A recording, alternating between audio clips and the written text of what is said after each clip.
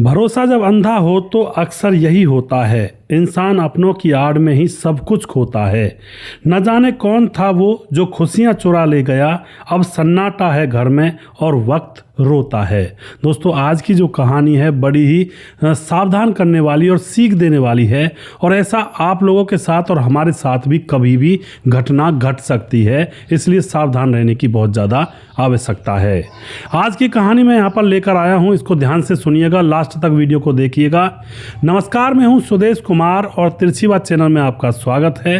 दोस्तों, यह घटना अहमदाबाद के अंदर घटित होती है, जहाँ पर एक वैभव नाम का शख्स अपनी पत्नी विभा के साथ अपने घर पर रहा करता। वह एक बहुत बड़ी फैक्ट्री में, कंपनी में काम किया करता, और दोस्तों दोनों पति पत्नी आराम से रह रहे होते हैं।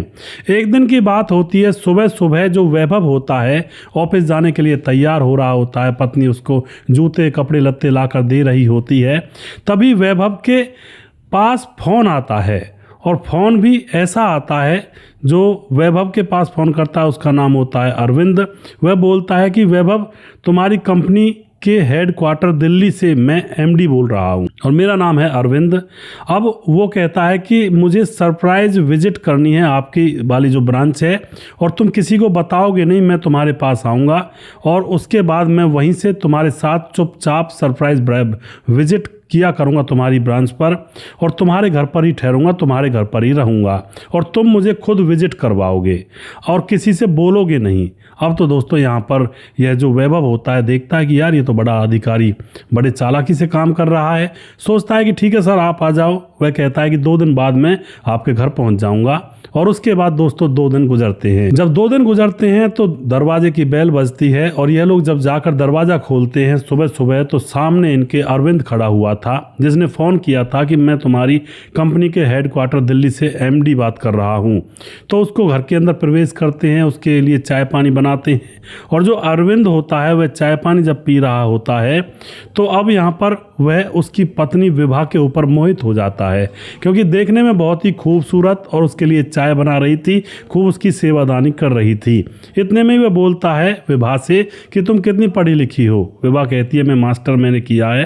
तो उसके बाद बोलता है अरे हमारी कंपनी में बहुत सारी जॉब हैं, वैकेंसीज हैं, और मैं अच्छी जॉब पर तुम्हें लगवा दूंगा, और तुम मास्टर्स करने के बाद भी गृहस्थी संभाल रही हो, तुम्हें तो नौकरी करनी चाहिए, अपने पाँव पर खड़ा हो जाना चाहिए। अब जो विभा होती है वह भी थोड़ी अपने अंतर मन में मुस्कुराती है कि यह तो बहुत अच्छी बात है, मुझे भी आज़ाद रहने का मौका मिलेगा, अपनी कमाई का खाऊंगी।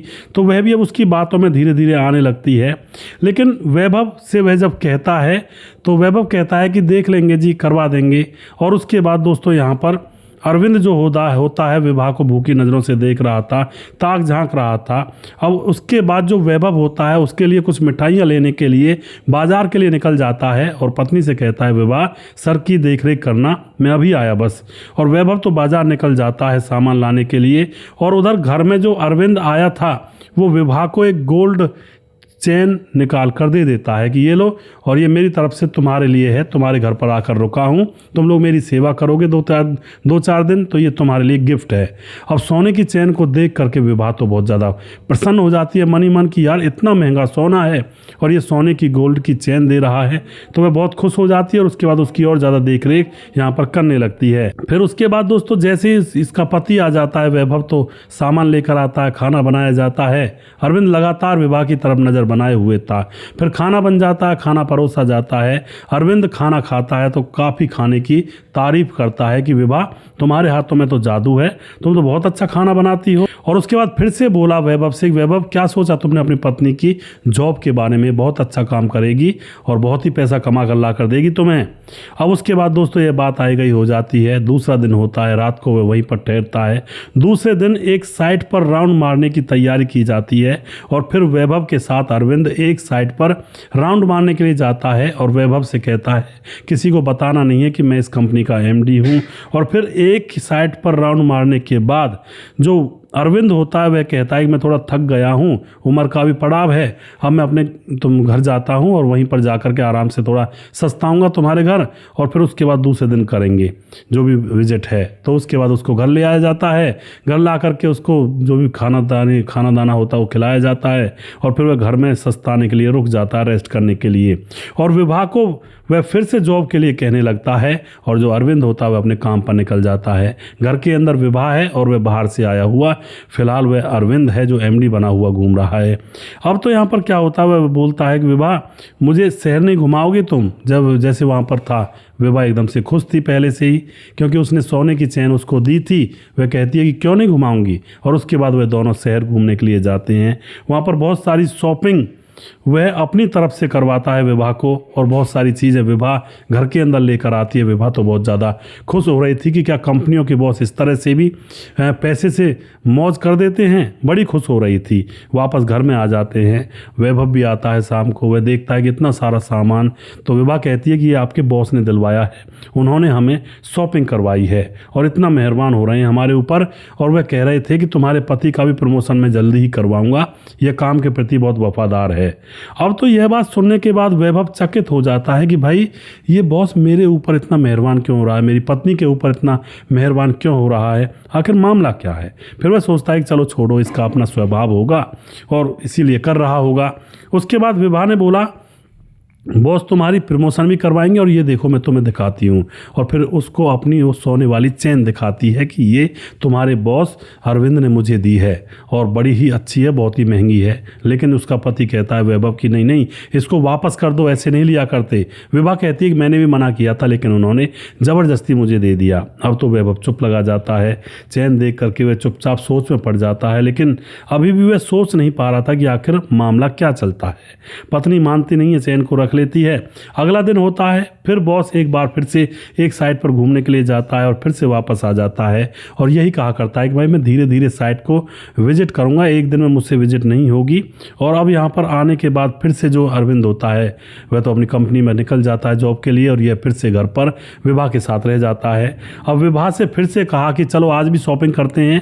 विभा फिर से तैयार हो जाती है और फिर से उसके साथ शहर निकल जाती है, और वहाँ पर खूब सारी शॉपिंग करते हैं दोनों लोग। और फिर अब की बार जो अरविंद होता है शहर से मतलब बाजार से कुछ कोल्ड ड्रिंक्स वगैरह अपने बैग में रख कर ले आया था कि चलो घर पर पियेंगे, गर्मी बहुत ज़्यादा पड़ी हुई है। घर आने के बाद अब विभा जो होती है वह अपने काम धंधे में जुट जाती है, चाय वाय बनाने लगती है। तो अरविंद कहता अरे नहीं नहीं चाय मत बनाओ, कोल्ड ड्रिंक लेकर आता हूँ और मैं खुद तैयार करूँगा, तुम बैठ जाओ, थक गई होंगी। खुद रसोई में जाता है, गिलास में कोल्ड ड्रिंक डालता है और ला करके विभा को पिला देता है और खुद भी पी लेता है। जैसे कोल्ड ड्रिंक विभा पीती है तो उसकी आंखें भारी भारी होने लगती हैं और पता नहीं क्या नशा सा छा जाता है, और फिर वहीं पर वह गैर चेत हो जाती है। और उसको फिर दोस्तों उसके बाद क्या होता है, जब उसकी आंखें खुलती है, जब वह बेहोश हो जाती है, उसके बाद गैप होता है बीच में और फिर उसकी आंखें खुलती हैं।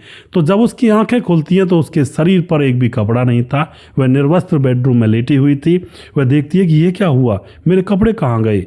और उसके बाद उसको धुंधली धुंधली सी याद आती है कि भाई जो घर पर अरविंद आया था इसने मेरे साथ गंदा काम किया है। थोड़ी थोड़ी यादें उसको आने लगती हैं, और उसके बाद वह देखती है कि अरविंद है कहाँ। बाहर देखती है तो वह गायब था घर से, उसकी सोने की चैन भी गायब थी, और वह सारा सामान जो शॉपिंग करके लाया था वह भी गायब था, और घर में से जो बाकी के गहने रखे हुए थे उस औरत के वो भी गायब थे, और कुछ पैसा भी घर से गायब था, यानी कि वो इनको लूट कर चला गया था। अब दोस्तों यहाँ पर कुछ भी नहीं होता है तो विभा रोने लगती है, रो करके अपने पति को फ़ोन करती है, उसको बुलाया जाता है, सारी बात बताती है कि हमारे साथ धोखा हो गया और वह कौन था और जिसने हमें बेवकूफ़ बना दिया और हमारी सारी चीज़ों को लेकर चला गया, अपनी सोने की चैन को चला गया लेकर के, और मेरी इज्जत को तार तार कर गया। अब तो जो पति होता है वह क्या करे, ना उसका कोई फ़ोटो था, ना उसका कोई जो फ़ोन नंबर था वह भी फर्जी था जिससे फ़ोन आया था जब उन्होंने जांच करवाई। तो अब क्या तो करें क्या ना करें, उसका कहीं ना चेहरा ना फ़ोटो, और ना ही वह कोई कंपनी का एमडी था, वह तो सिर्फ एक लुटेरा था जिसने इस परिवार की सारी जानकारी एकत्रित की और फिर उस जानकारी का फ़ायदा उठाकर इस घर के अंदर प्रवेश किया और इज्जत आबरू लूटी और इनकी धन दौलत को लूट करके चला गया एक क्षण भर में। तो दोस्तों ऐसा होता है आज के कलयुग के दौर में। जो लोग बाहर शहरों में रह रहे होते हैं इस तरह से उनके साथ कांड हो जाते हैं। मैंने स्टार्टिंग में कहा था भरोसा जब अंधा हो तो अक्सर यही होता है, इंसान अपनों की आड़ में ही सब कुछ खोता है।